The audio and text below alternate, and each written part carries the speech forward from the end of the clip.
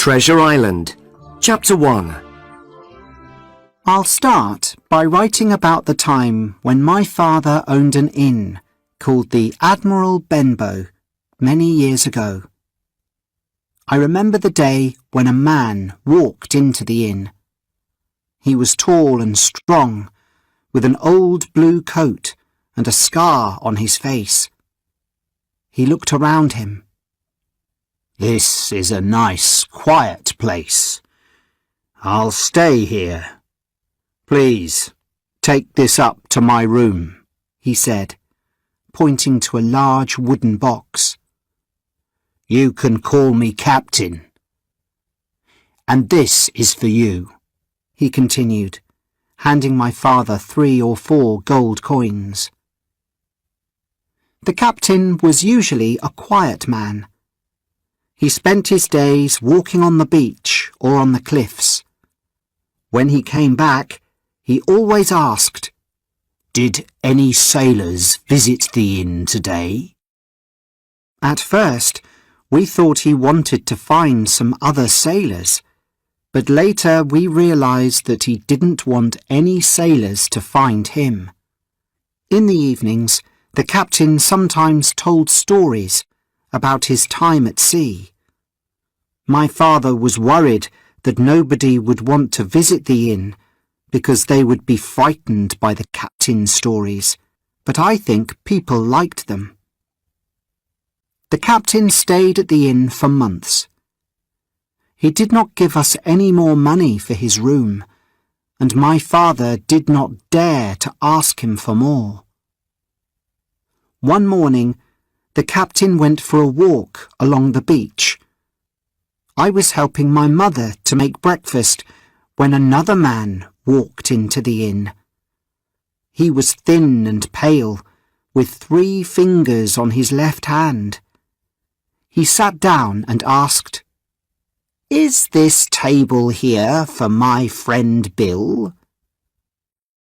I told him that I did not know Bill, and said that the table was for the captain.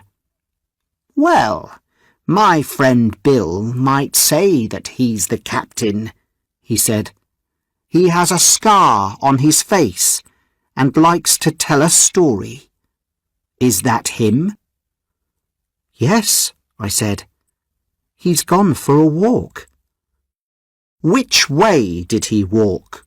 he asked. I pointed towards the beach.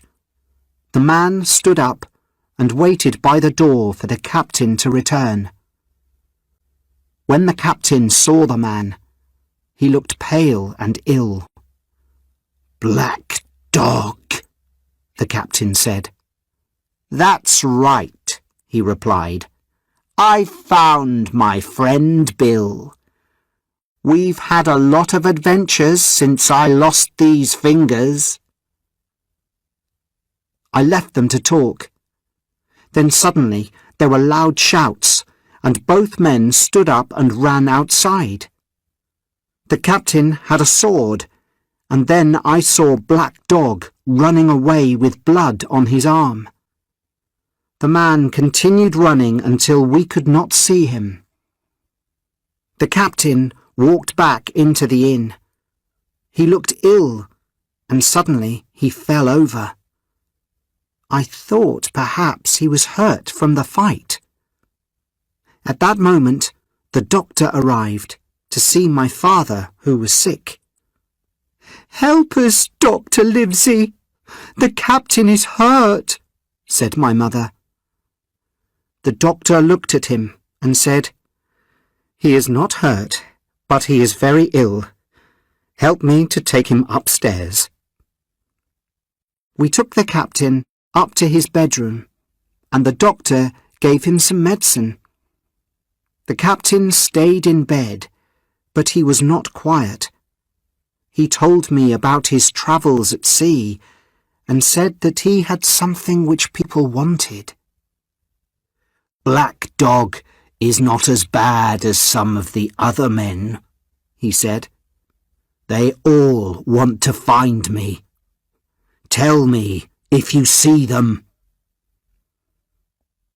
That evening, my father died. I felt terrible and forgot all about the strange things that the captain told me. Then, a week later, I saw a blind man coming down the road towards the inn.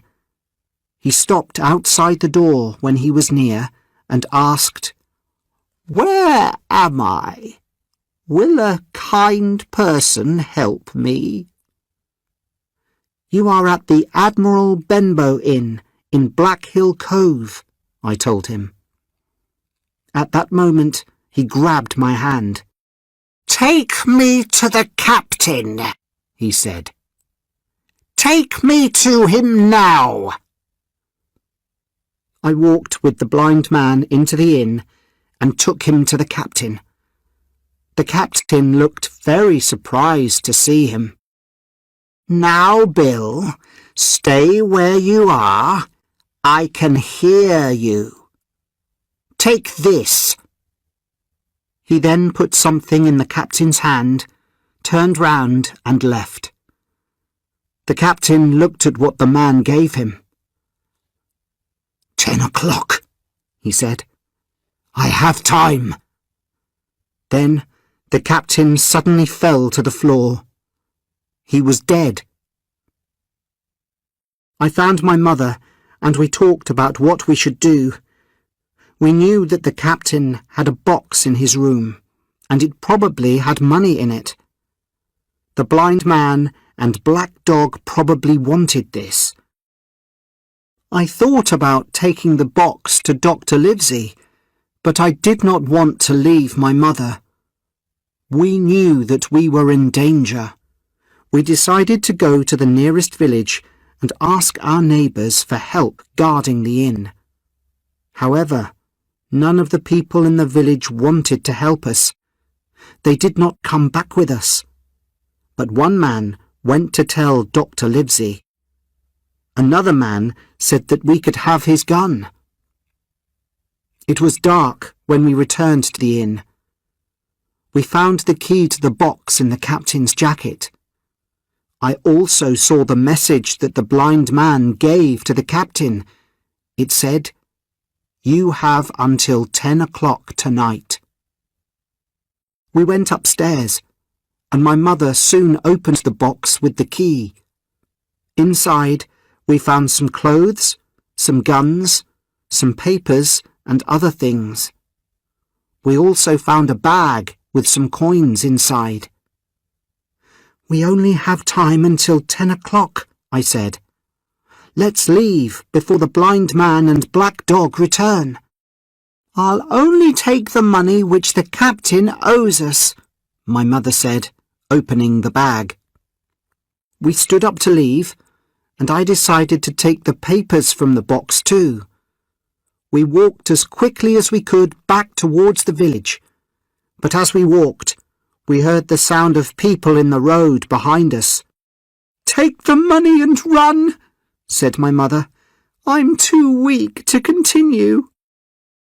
I did not want to leave her, so we stopped under a bridge where we could hide in the dark.